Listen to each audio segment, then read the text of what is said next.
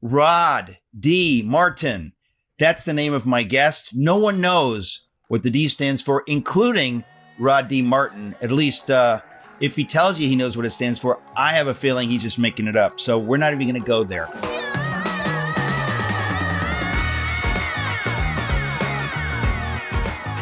Rod D. Martin is the founder and CEO of Martin Capital, the daily brief author behind the Rod Martin Report. Folks, I read it constantly. It's loaded with stuff that I don't see other places.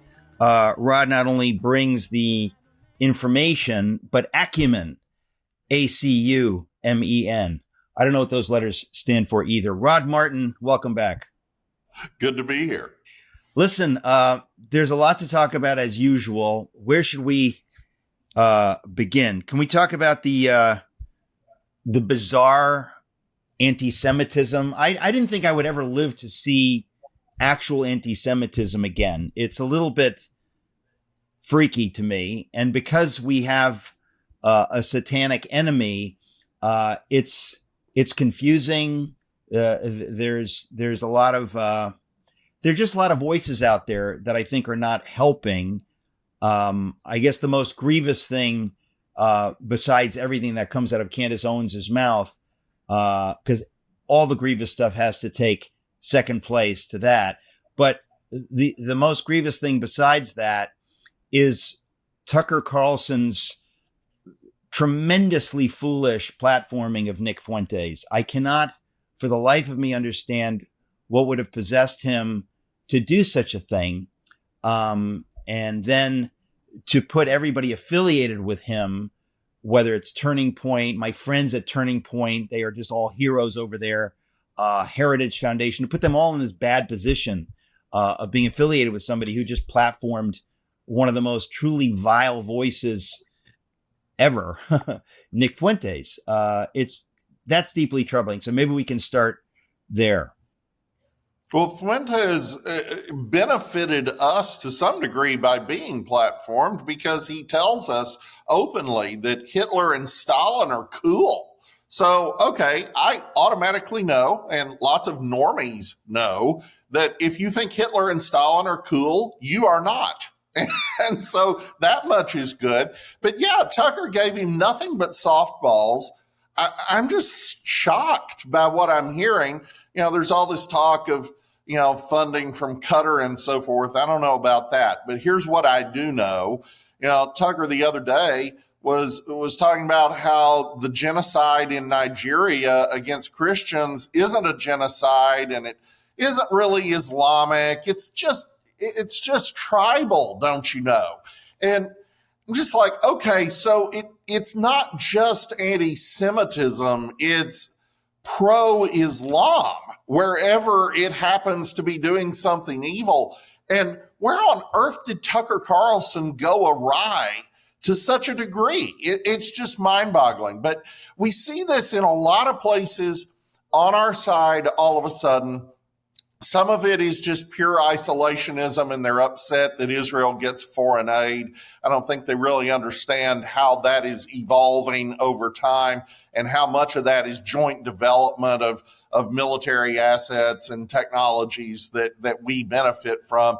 It doesn't really matter. I get the pushback against foreign aid. That's fine. But when you cross over into effectively supporting Hamas, which is a lot of what this is, you've clearly crossed a rather staggering line. And the idea that Israel was committing a genocide in Gaza is utterly belied by what we found out since we have people in Gaza. It's just absurd. First of all, you have a significant obesity problem in Gaza.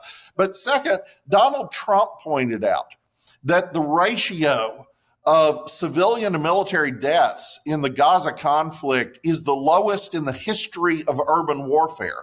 Nobody has ever been as careful not to impose collateral damage as the Israelis, while Hamas was actively using hospitals and schools as military sites in contravention of the Geneva Convention, thus making those sites legitimate military targets under international law. So all of this is nonsense at best. Some of it is truly ignorance because people are hearing all this propaganda, but the people behind it are clearly seeking to demonize not just Israel, but Jews. And there's a reason to it that we must not neglect. If Israel doesn't own that land for the last 2,500 years, if that isn't legitimately a nation after 80 years, then neither is America, because we too, came here from somewhere else. And that's the real aim. It's ultimately about delegitimizing America. Well, okay, there's a lot there. So first of all, I want to give you an opportunity to reprise what you just said. You hear these reports of quote unquote genocide, ethnic cleansing. I'm always baffled, most of all, Rod, by where do people get this information from, and is there any truth to it? Because I would certainly believe that governments are capable of doing bad things. I mean, under George Bush, we had the Abu Ghraib scandal. We had a number of things that I was ashamed as an American, because I expect my government to behave in a way that is 1,000% honorable to our enemies, to everyone, that we hold to certain standards. And I think that it's legitimate. We ought to criticize our own government and other governments if they're out of line. That's clearly on the table. But somehow folks have magnified whatever it is that Israel was doing in such a way that it seemed impossible for me to really get clarity on what these voices were saying. Or is this what I suspect? It's just, Palestinian propaganda. It's leftist propaganda against Israel, against the United States. That there's no truth there. That's what is unclear to me. Well, this is why you have something that is increasingly being called a red-green alliance.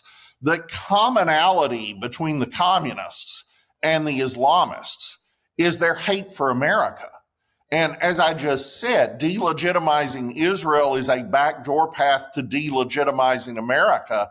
That's what they're really after. And not just America, but the idea of nation states, the idea that we could rule ourselves and not be ruled by some elite.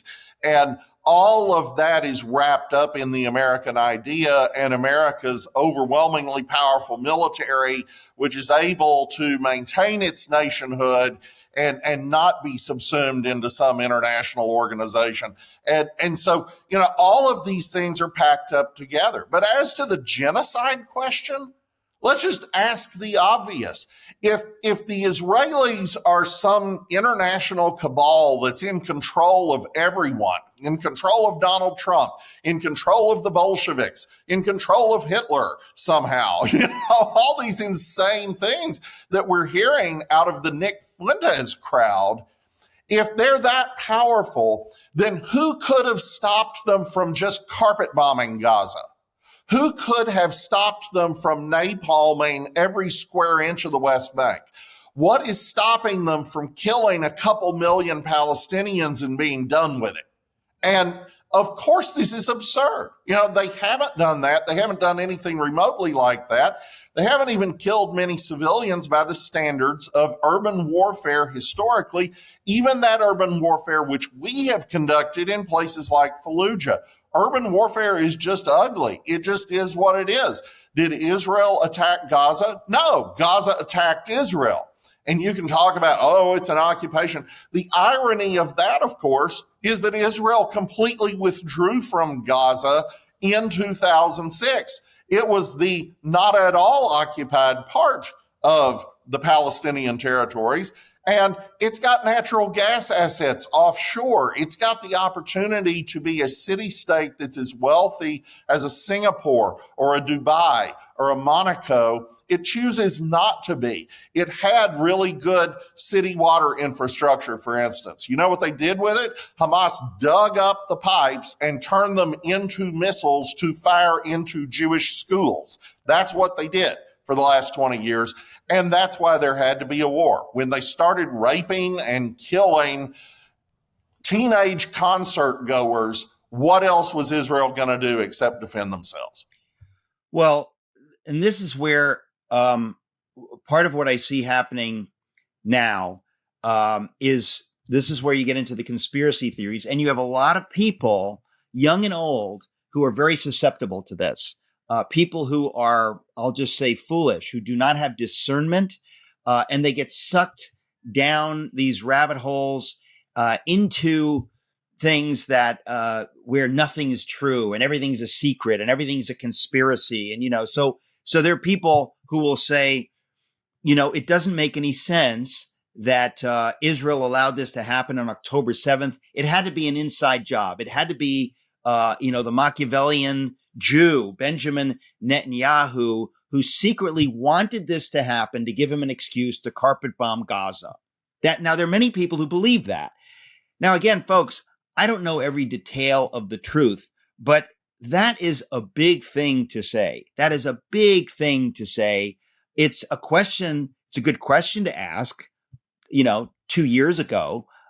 But do we think that President Trump is so ignorant that he wouldn't care about that, or that people who care about Israel wouldn't care about them doing something like that? So people throw this stuff out there, and then people who don't really have the time to look into the details, they just buy it and they run with it. And so Israel is to blame for everything. Even when their people get their throats cut, Israel was behind it. And I think that part of the problem in having this conversation is that there are many people that they simply lack discernment, and they're attracted to those kinds of conspiracies. I mean, listen, folks, there are actual conspiracies, real ones. So, but that doesn't mean that they're all true. And I think we have to have discernment. Well, we really do. And look, if the Jewish leadership in Israel or elsewhere had this extraordinary power over the whole world, then what was stopping Netanyahu from carpet bombing Gaza? But he didn't. What was stopping him from carpet bombing the West Bank? But he didn't. None of that happened.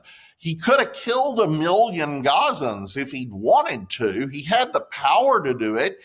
They did the exact opposite of that. So it's absurd on its face. These things can't both be true. But the other thing is, the truth is that the reason the war happened is Iran needed to obstruct and, if possible, prevent Israel from making peace with Saudi Arabia and actually creating an alliance there, both economically and militarily, that could harm Iranian interests in the region. Now, what are Iranian interests in the region? Being a 7th century medieval dictatorship at home and exporting that through terrorism, through Hezbollah and various other agents in Syria and Hamas and the Houthis. So, there's sort of a quasi Islamist Iranian empire that they've been able to establish that Israel just rolled up. But they couldn't have imagined it being rolled up, and they thought that this was their chance to stop the accumulation of powers into an alliance that could actually stop them. It turned out the other way. But nevertheless, that's what they were trying to obstruct. And it is not at all in Israel's interests for this war to have happened if they weren't actually genocidal maniacs who were just using it to kill all the Palestinians, which they did not do. Well, I mean, first of all, we should say what a wonderful thing that President Trump was able somehow to get the remaining living hostages back. That's a huge, huge thing. I want to go back to the spiritual roots of anti-Semitism, because what astonishes me, having written a 600-page book about Dietrich Bonhoeffer, who stood in his time almost alone against the anti-Semitism of the Nazis in the German church and so on and so forth. I really find it amazing how many young people today have gullibly gotten sucked into this. Basically, it's kind of amazing to me. They don't seem to understand just the naked evil, the idea of the Holocaust. When you know people who have lived through that, I've met people who have lived through the Holocaust. It's amazing that enough time has passed that there are young people genuinely ignorant of this, and they don't seem to have any guardrails. When somebody like a Nick Puente says, I think Hitler's cool, they're too ignorant to understand how offensive that is. I mean, if somebody said the person who raped your mother and sister was cool, how would that make you feel? For them, it's all an abstraction. Whatever happened, it's numbers, it's history, sort of. They don't really know what to believe. That's kind of the problem, I guess. And so we're seeing it rise now, where there are young people that they think it would be cool to say something transgressive, anything transgressive. What's the most transgressive thing you could say? Hitler is cool, Stalin is cool. But it does break my heart, Rod, that there are young people that have been sucked into this. It breaks my heart that people that are not so young have been sucked in to the Candace Owens world, where she says one thing that's true or asks three good questions, and they follow her off the cliff into lunacy and brokenness. That's kind of where we are right now, and it's a tough spot. No, it is, and a lot of it, sadly, is within the church. We have a lot of pastors and young people who have rejected dispensationalism, and I'm not commenting on dispensationalism here, but of course our dispensational friends are adamant that the modern state of Israel is a fulfillment of prophecy. And a lot of younger people have rejected that position. And okay, that's fine. I don't support Israel because of prophecy. I support it because it's the only free country in a sea of totalitarians.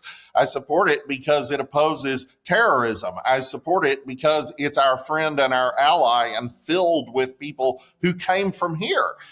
Those are plenty of reasons. I have plenty of geopolitical reasons. And now that Netanyahu has brought about this capitalist revolution, which has completely transformed Israel in the last 20 years, I have philosophical and economic reasons to support Israel. I don't need to go where some of our friends do, publicly saying God requires you to support Israel. Well, okay, that's probably true, but that's not really the immediate point. But our friends here who are going way too far off the cliff here are saying, well, I don't agree with dispensational eschatology, therefore Israel is evil. Well, that's absurd. I don't like tacos, therefore Mexico is evil. I mean, it's just nonsense. I don't like foreign aid, so Israel is evil. Well, Israel lobbies us, and foreign governments lobbying make them evil. Yeah, but you're not saying that about Qatar. You're not saying that about China. You're not saying that about actually the entire top 10 foreign governments that lobby our government, none of whom are Israel. So, just from beginning to end, there are all these logical fallacies, and I would contend that they are the logical outcome of identity politics. And too many Christians have sent too many of their children to the public schools. They have been indoctrinated for far too long. And the parents thought, well, we'll fix that at home over the dinner table. No, you won't, because they're working comprehensively on the minds of your children, and you're not going to get to and correct everything that happens. So here we are. And this is a real problem we're going to have to deal with in our own camp. Well, there's a lot there. I think, what you're referring to as dispensational theology, it seems commonsensical to me, ladies and gentlemen, commonsensical that Israel does not exist for 2,000 years.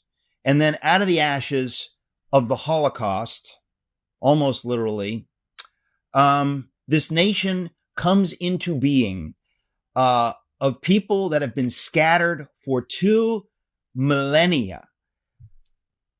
I think common sense would say that looks like God's doing. Now, the details are the details. What does that mean? I don't think there's any salvation apart from Jesus of Nazareth, the Messiah of the Jews, the Messiah to the world. I don't think there's any salvation apart from him. But the idea that you would say, man, Israel's just like, it's nothing. It doesn't mean anything. I don't know how you could get that. I don't know how you could think that the people who have returned to the land after 2,000 years, that would be nothing. You at least, if you're going to be honest, would say, that's amazing. Really? Wow. Because there's so many groups from that time, the Edomites, the Jebusites, all of these groups have evaporated. But the Jews somehow maintain their identity. Why would that be, ladies and gentlemen? Why would that be? Because they're the people of the book. They're God's people. God chose them for his purposes. And again, that's complicated. We don't have time to get into that now. But to not be amazed by the restoration of a nation of Israel and the land that God gave them so long ago, I just find it to be willful ignorance and looks like anti-Semitism to me. It looks like they're people that have a particular animus for the Jews, for Israel. I don't know how else to see that. Some of them are friends of mine. It's upsetting to me. But I just think that it's a little bit crazy. I write about some of this in my book, Is Atheism Dead? The idea of Israel coming into existence in 1948. Anyway, it's a beautiful thing, folks. No matter what you think of the details, just the idea of that is such a beautiful thing. Anyway, I want to talk about so much else because I have Rod Martin as my guest. Rod, can we talk about China? What is happening with China? What is happening with this president traveling the world, making these trade deals? Tell us about that. Well, he had a shockingly successful tour of Asia. This was just tremendous. And, obviously China grabs the headlines because China is our primary geopolitical opponent, if not enemy. And so we worked out a trade deal there. It's a 1-year truce, to be sure, but it gets the rare earths flowing. It solves a lot of the short-term problems. You don't really have to look further than this to see who won that battle. Donald Trump is charging about 3 times the tariff to China as China is now charging to us. And they agreed to this. So this just validates several of our theories that China is completely dependent on the U.S. market. Not completely in the sense of 100%, but it can't replace us. And without our consumer market, they go into a depression. And I've spent a lot of time talking about that on Fox Business and other places. There's just no way for them to replace the U.S. market. So you have Xi Jinping here, who is very bellicose and has been extremely prone to saber rattling about Taiwan and other things, even nuking Los Angeles. But the truth is he's getting significant pushback in his own regime, particularly from the military, which seems to realize that a lot of that is very counterproductive and probably not anything that China can really pull off in the immediate future. So that's encouraging. That's been interesting to watch. But that's just the headline. The rest of Trump's trip included a massive deal to develop Australian rare earth elements, and not just mining, but processing. Same thing in Southeast Asia. In Japan, huge new investment into the United States, a bunch of defense cooperation that had been kind of developing, but we hadn't fully realized yet. And then, of course, the jewel in the crown is South Korea, where, because American shipbuilding industry has atrophied so thoroughly over the last couple decades, we aren't even able to meet our own requirements for new nuclear submarines. We are supposed to be producing 2 new attack submarines every year. We're actually producing 1.2 per year. And we're obligated, as you know, and this came just before the Asia trip, we're obligated under the AUKUS Pact to start supplying nuclear attack submarines to Australia, which will hugely increase our effectiveness against the Chinese, particularly in the Indian Ocean, and closing the straits if we need to. All of that is really important, but we really don't have the capacity. So Trump goes and works out a deal with the South Koreans that's just remarkable. They're going to put $5 billion out of $350 billion in new investment into the United States.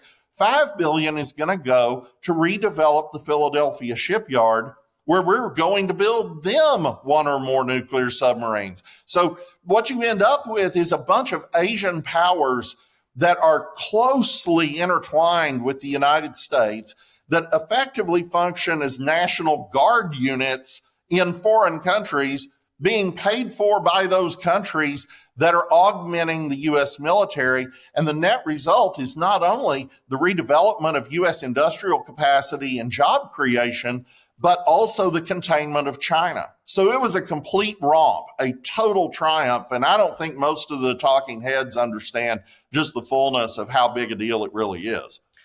I'd like to point out that the late, not very great Dick Cheney told us we should vote for Kamala Harris. Ladies and gentlemen, let us pause to think about that nightmare that I just said. Dick Cheney told us to vote for Kamala Harris.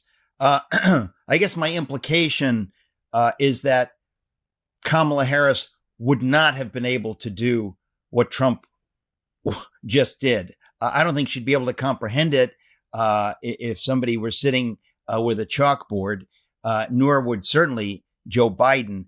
We have to thank God for this president working on our behalf, doing these things. Frankly, we don't deserve it. It's a gift from God. Well, and the thing is, not only would Kamala not have attempted any of these things or had the creativity to try them, Dick Cheney didn't.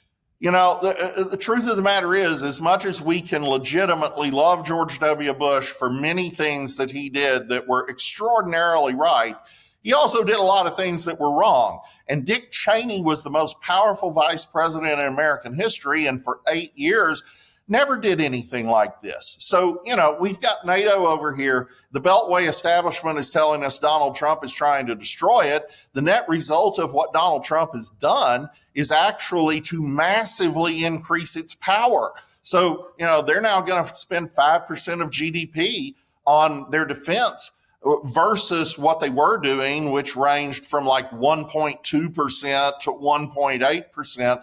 You can thank Donald Trump for that. Ari Fleischer was making that point on a CNBC broadcast a few years ago that Donald Trump was succeeding in doing what the Bush administration had failed to do for 8 years behind closed doors.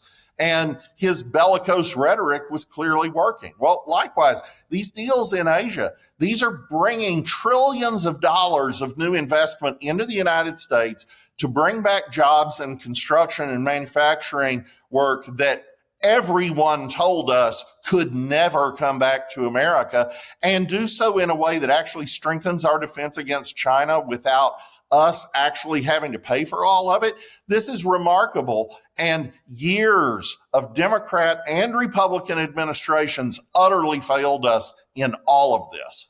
Well, when you say utterly failed us, first of all, that's true. But I mean, it's a big deal that they failed us. It's a big deal that, people, there was once a time when I thought, hey, George W. Bush is a great president. And now, in comparison to what Trump is doing, I really am ashamed to have thought that he was a great president. I mean, I have to say this every now and again. George W. Bush and Mike Pence refused to endorse Donald Trump in the 2024 election. Folks, that's despicable. Do you understand what a big deal that is? That they were saying, we don't care who wins. We're not going to stick our necks out because we don't care if Kamala Harris is elected. Do you understand how much contempt they have for you if they were unwilling to support Donald Trump, put their bitter feelings aside, whatever their bitter I don't know why they have bitter feelings. I can imagine why they think they do. But it's we're living in a time which is so clarifying, Rod, to see what we have been dealing with, the swamp, the uniparty, people who simply didn't care about the average American. They were just like shuffling papers and hoping that they weren't embarrassed somehow, but they weren't really working overtime to help this nation or the world. And Donald Trump is doing things that I cannot help see as anything but astonishing. It's practically unbelievable what he has been doing. And I think we have to also talk about the fact that his willingness to do it, his zeal to work this hard to make right what has been neglected for decades, it's a glorious moment. I don't know how else to see it. When he could be rich and retired. There's really no reason for him to do this other than just believing in it. And what he's doing is not, literally Hitler. Literally Hitler would be nationalizing every industry, taking total control over the economy and, trundling people off into camps. That's not what's happening here. We are getting control of our border. We are actually raising domestic wages. We are actually bringing housing prices down to something reasonable, since they had soared to the stratosphere under the pressure of 10 million new illegal aliens who had to have housing in just a 4-year span. He is strengthening our allies. He is making them partners, not dependents. And he's getting government out of the business of censoring and canceling us online. So, that's the exact opposite of the other worldview. And a lot of what we're talking about in the Uniparty, which Angelo Codevilla did such a brilliant job of explaining in his book, The Ruling Class, here about 15 years ago. Everybody should go get that on Amazon, The Ruling Class, Angelo Codevilla. But the thing about that is that it is absolutely driven by inertia. The idea of rethinking how we had constructed our international relations during the Cold War, after the Cold War ended, just honestly never occurred to a lot of them. And so we had all these lopsided trade deals and other relationships designed to stand up our allies after they were flattened in World War II and help them stay on side and not succumb to communism. Okay, that makes sense in 1950. It makes sense in 1980. It doesn't make a lot of sense in 2020. And you've got to have some kind of fairness. And the most obvious place where this is a problem is Europe's dependence on Russia for energy, which Trump warned them against. Trump blocked the Nord Stream 2 pipeline. Trump did all the right things. Democrats come in and completely undo all of that. So the Ukraine war breaks out, and Europe is completely dependent on Russia. They have sent twice as much money to Moscow in energy purchases as they have to Kiev in military aid. It's absurd. And they're constantly the ones talking about how we should widen the war. They don't have the ability to widen the war. They want us to do it, and they want to play both sides. Now, that's finally changing, and it's only changing because of Donald Trump.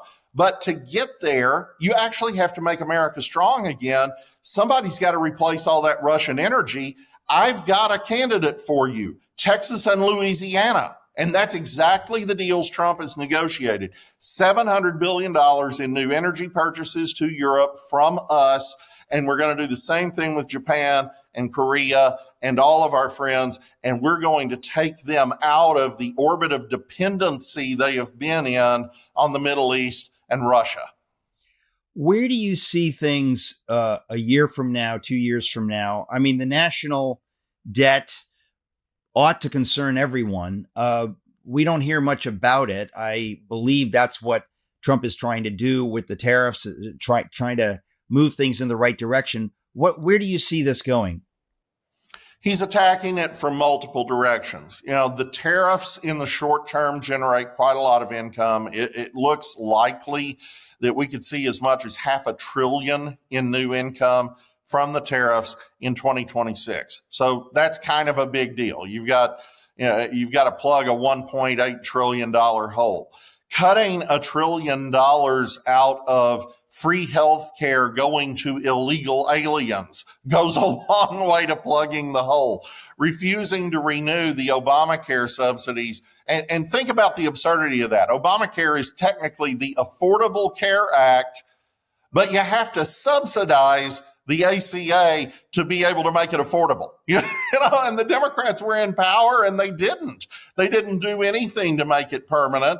They made it temporary. And now they just held up the government for 40 days, hostage taking to force Donald Trump to give them all this money. Okay, those things all help with the deficit, but you're never going to really get to the point where you eliminate the deficit or start paying down the national debt until you do what we did in the 90s, which is stimulate enough economic growth and reduce the tax burden and regulatory burden sufficiently that private enterprise booms and therefore tax receipts go up and you start paying down the debt.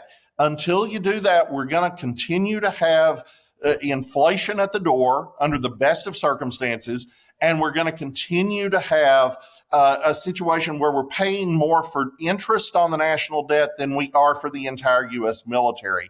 That's got to be reversed before it gets out of hand, because what happens when it gets out of hand is the Federal Reserve will monetize the debt, which will be highly inflationary, and we will slowly but surely impoverish America in exactly the same way that Argentina did in the first half of the 20th century. They were actually richer per capita in 1900 than the United States was. And by 1950, they were what we would today call a third world country. And it was all because of this exact debt spiral. There's only so far you can go with that, on the basis of being the world's reserve currency. Even if you can maintain that out to the horizon, that only gets you so far. So Trump is attacking this from multiple directions. It seems to be working.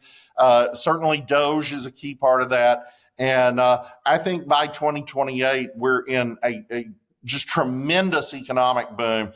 You'll see a lot of the fruits of that next year, but by 28, it's going to feel like Reagan 84. Wow. That sounds positive. The only problem is in 84, Reagan was able to be reelected to a second term in 28. It doesn't look, a surfacey reading of the Constitution says that this is Trump's last shot. Steve Bannon has very, very coyly stated that there are ways around that, but he's never clear on what that means, because it does seem to me that, if we were able to elect FDR 4 times, clearly it's something we can do, except for the constitutional amendment that was put in place against it after FDR. So I'm not sure what Bannon is getting at. Can you speculate on what he's getting at? Because I don't think he's just saying that to say it. I find it comical in the way that it triggers the Trump hating left, but I guess I wonder if there is some kind of path to electing Trump again. Nah, there's no path. But what there is the opportunity to troll. And that trolling is valuable, because if you have the administration working on things that would otherwise suck the oxygen out of the room, and the media would be going crazy over something substantive they really need to get done, and you throw them this red meat that just freaks them all out and they can't help but chase it, then the administration gets breathing space. And that's actually a pretty good lesson from the Reagan years, if you think about it. Every time Reagan did anything useful, the media dogpiled him, and all you heard was how evil that was for the next however long, until they came up with the next evil thing he was doing. Well, Trump puts out absurdities like a third term, and they just all go haywire. And normal people are like, well, that's stupid. That's never going to happen. And it isn't ever going to happen. But we have good candidates. I feel really good about who Trump passes the baton to. So, of course, my favorite candidate for president in 2028 is Eric Metaxas. And if he runs, I'm for him. But if not, Then J.D. Vance, I think, is a really good future for us. I think Ron DeSantis is tremendous. He's been a fantastic governor. He did burn some bridges by running against Trump in 23, 24, but the world won't end. Ted Cruz is an amazing guy, and he's brilliant. And that's just the beginning of our bench. Marco Rubio is turning out to be tremendous. And, honestly, he was a pretty good senator, but I didn't imagine he would be a stellar Secretary of State. So we have a lot of great people to pick from. And what they have to pick from is AOC and Gavin Newsom. I think our chances are pretty good. I'm beginning to think Stephen Miller should run for president. He is the only one that kind of channels Trump's lunatic energy against the enemies of this country, and I delight in that. I love Stephen Miller. I think it is interesting to me, Rod, because when we talk about this, Trump's energy and his willingness to do the thing everyone says you shouldn't do or you can't do, that's what we have been lacking. And that's why he is such a breath of fresh air. That's why he harkens back to the founding generation. These were people who would talk about Cincinnatus and his plow, the farmer, the businessman who goes to serve for a season and then goes back to his plow. That's who we're supposed to be. That's what Donald Trump has been. He was not a politician until 2016, folks. Think about it. Actually, until January 2017, he was a businessman. And so that part of me, that's what I find so refreshing, is that we're seeing a sea change in everything, in how we do politics. And I hope it continues. Rod, there's never enough time to talk to you. Thank you for being my guest. We'll have you back as soon as possible. Really appreciate you. Wonderful. Good to be here. During the horrors of the Holocaust, Corrie ten Boom and her Dutch family, as told in her classic book, The Hiding Place, risked everything to shelter Jewish neighbors in their home. They were betrayed and sent to concentration camps, yet Corrie survived and went on to preach forgiveness and hope around the world. That same redemptive spirit lives on in Ten Boom Coffee. Working with Agro Cafe, an Israeli ag tech company, Ten Boom Coffee helps farmers around the world increase their harvests by 60%, improving both the quality of their beans and the quality of their lives. So every cup you pour becomes part of a legacy, one that stands for courage, kindness, and redemption. Visit tenboomcoffee.com. That's tenboomcoffee.com. Taste the goodness that changes lives. Use the code ERIC and save 10%. tenboomcoffee.com. Use the code ERIC. Hey there, folks. Right now, as my guest, a very dear friend, an extraordinary human being. His name is Malachi O'Brien. Yeah, that's his real name, Malachi O'Brien. Malachi, before I bring Malachi on, let me just tell you, Malachi is the unofficial, it will be official, because they're looking into it to prove it, but he's the unofficial Guinness Book World Record holder for consecutive daily marathons, 26.2 miles per day, day after day after day. Malachi did 153 consecutive days of running a marathon, not making it up. I accompanied him on part of one of his last marathons to set that record, and the Guinness Book is establishing that. So straight out of the gate, he's a lunatic.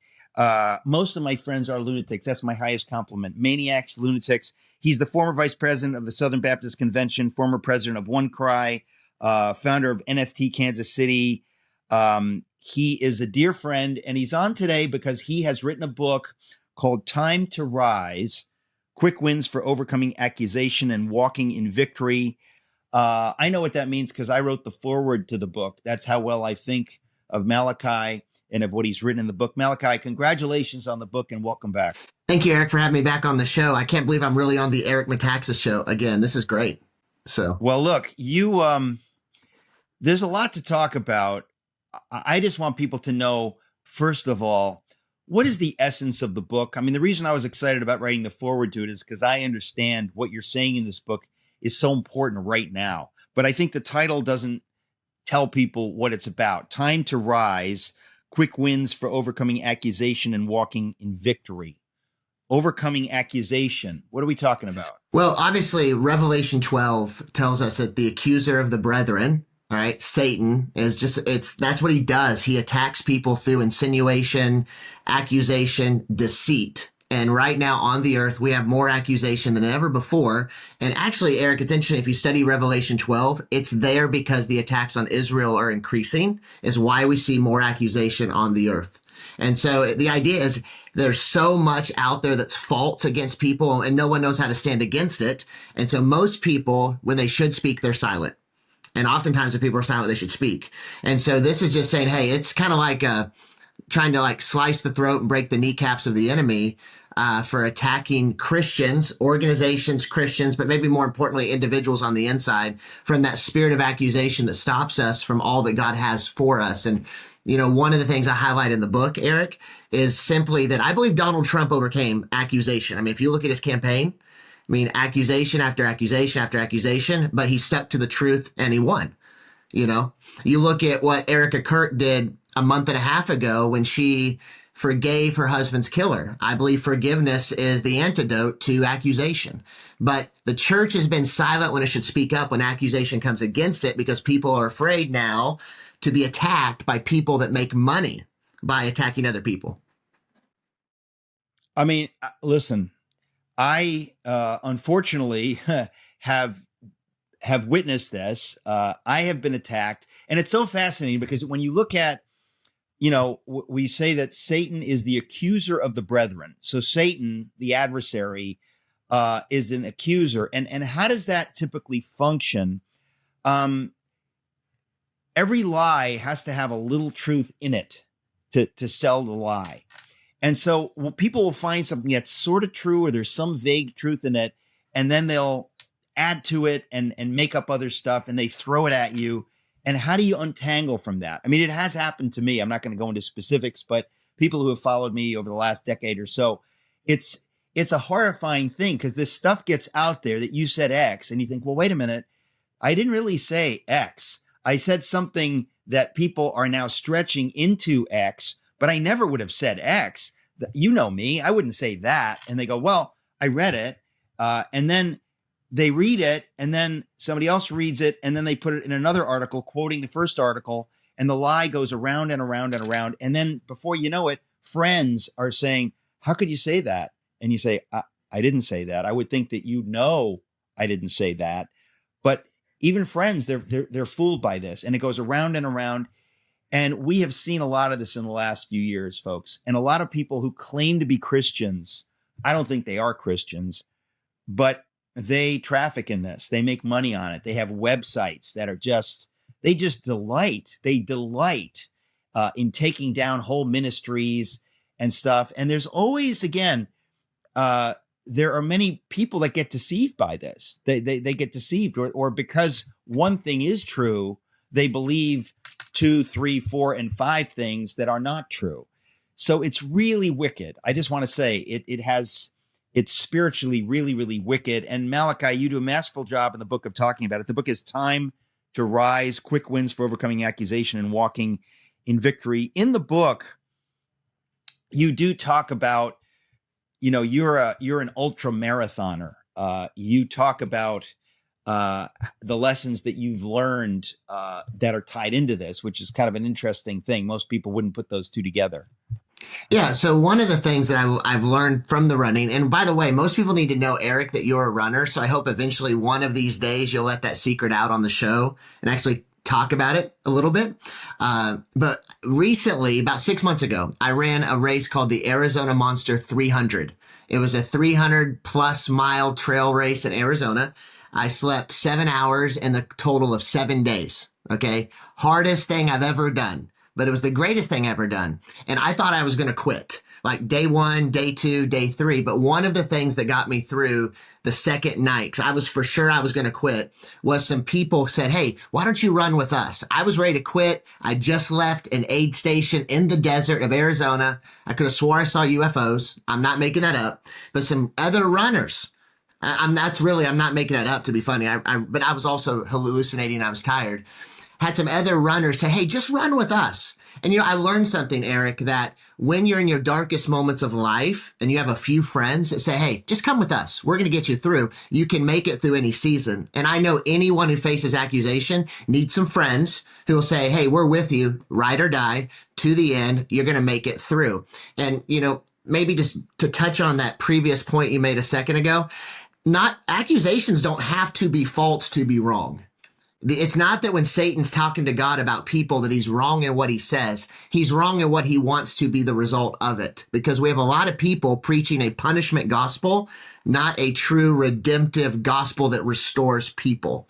So there's so much about running that I have learned. I really do wish one of these days you'll do a whole show on all the lessons you've learned running in Central Park or around the world, literally from things you've learned. So this book is primarily formed from a lot of those lessons learned hours upon hours upon hours in the dark, in the cold, in the night, running. Like actually, even this morning, Eric, I got up at midnight and ran 5 miles because I thought that'd be a great idea.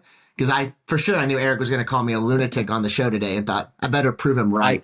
You thought if Eric's going to call me a lunatic, I need to behave like a lunatic. That's the right thing to do. Thus the red jacket. You wake up at midnight and you run 5 miles. That's mild lunacy compared to the stuff you've done. I mean, when you just said, Malachi, that you have done a 300-mile Arizona trail race. Ladies and gentlemen, do you understand how insane this is? Do you understand? I mean, run a mile and you think, wow, that's a mile. Run 5 miles, run 10 miles. That's nothing. 300 miles over 7 days. I mean, when you told me about that, Malachi, I can be honest on the air. I counseled you against it. I said, please don't do this. You have a family. This is going to harm your organs. You could to not get sleep for a week or whatever it is that you did. It's crazy stuff. And so when people get involved in extreme athletic stuff, like I'm out. I don't, I run. I think that's cool. But what you do is so amazing. And I do want to go back to, you're setting this world record now what's the story with the Guinness Book? Like they need time, I guess. It sounds like they need a lot of time to corroborate a lot of time to review individual videos, because I had to submit a video, because you're in part of the videos on 2 of them, because you ran with me 2 different days, like day 27 and day 151. They have to review the videos, and all of that was kind of on the heels of COVID coming out of that. So it's just taking a lot of time. And so I've reached back out to whatever else they need. I had to video every single run and take a picture every mile of the run. So you have to document the journey so intensely for Guinness. So I hope that will be out soon and we can announce it on the show. That will be fantastic. You've got to write a book about that. I mean, 153 consecutive marathons. It's just, if people want to get some insight into who you are, the fact that you could do that and did do that is just absolutely amazing. And I was privileged to do that with you. We ran to New Jersey. Ladies and gentlemen, we ran from New York to New Jersey, which involves going up Manhattan to the George Washington Bridge, across the Hudson River into Fort Lee, New Jersey. The whole thing is just so crazy, and obviously back and whatever. And that's just a fraction of what you accomplished. But you really are somebody that is, dedicated to doing amazing things. And what you write about in the book is directly related to that. This idea that we have to stand strongly against accusation. We have to understand what this is. We have to understand the nature of the enemy. The nature of the enemy, folks. Satan wants to discourage you. God never wants to discourage you. He may want to correct you or whatever, but never wants to discourage you. Accusation, when people, again, a lot of woke Christians, a lot of lefty Christians have piled on to the spirit of accusation. They just want to take down ministries. It's kind of like this Marxist, it really is cultural Marxist. It's like the Chinese Cultural Revolution. It's ugly. It's satanic stuff. And you talk about it. Again, the book is Time to Rise, Quick Wins for Overcoming Accusation and Walking in Victory. Let's just talk a little bit about the book before we go. Yeah, let me be clear on something. There are things that happen in ministries. Like, we're not excusing sin. We're not saying holiness doesn't matter. Obviously you were touched by David Wilkerson, who was one of the strongest holiness fiery preachers alive in that era. The reality is that accusation does not bring reformation in the church. Mercy, grace, repentance, forgiveness does. But there is what I call in the book, I call it the failure porn cartel. There are people addicted to failure porn. They can't wait to get the next little detail about the fault and failing of somebody else, because as long as they can see that, they don't have to focus on the sin in their own life. And this is the hour that we have to really rise up. It's the bride versus Babylon. We have to become God chasers and just realize that even accusations, they will never purify the church, but what they'll do is they'll lead to deconstruction. There are a lot of millennials deconstructing from their faith because they had a negative experience. There's people that have a love affair with trauma these days. And I'm not saying trauma doesn't exist.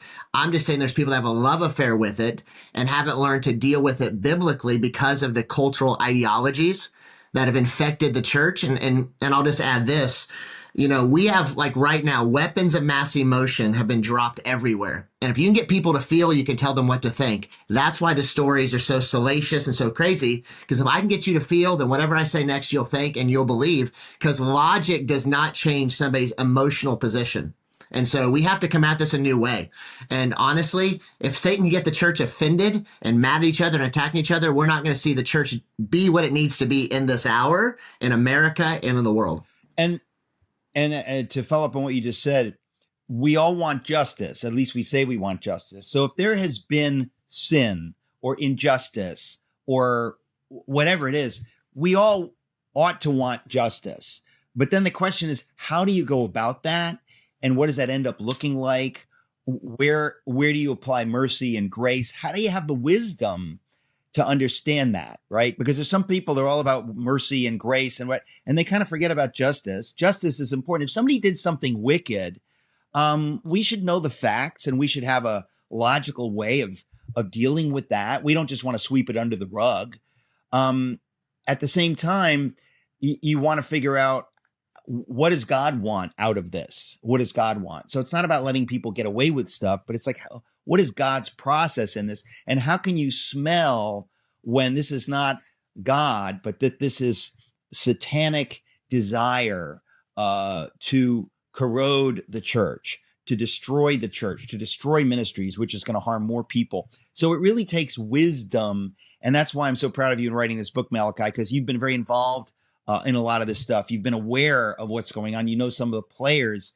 And so you get to see both sides and you get to see what does God want and what has the enemy been able to do in the name of justice when it's really in the name of just wanting to destroy people and destroy lives and destroy the work that God is doing. The title of the book is Time to Rise, Quick Wins for Overcoming Accusation and Walking in Victory. The book is just loaded with interesting stuff. We're not going to have time to get into it right now. But Malachi, congratulations again, folks. I wrote the foreword to the book, which I think tells you what I think of it. I don't have time to write a lot of forewords, I can tell you that. But this book by Malachi O'Brien, Brien, is called Time to Rise, Quick Wins for Overcoming Accusation and Walking in Victory. Malachi, thank you, my friend. Thank you, Eric. Honored to be on the show. And I do hope everybody gets the book, because this is the hour that we get discernment and we're not deceived. This Christmas, as we celebrate the Super Centennial coming up, Super Centennial 250th, there's no way, better way to support it than by supporting my friend, an American hero, Mike Lindell. He's one of the main sponsors on this program. He's the man behind My Pillow. He put his money where his mouth is. Some of you know this if you've watched the program. He stood up for the country. He was unfairly canceled by the big box stores. So I want us to stand with him. So please go to mypillow.com. Use the promo code ERIC to save big on pillows, sheets, slippers, everything you need for Christmas comfort. You'll sleep great, save big, celebrate freedom with My Pillow. Mypillow.com. Use the code ERIC.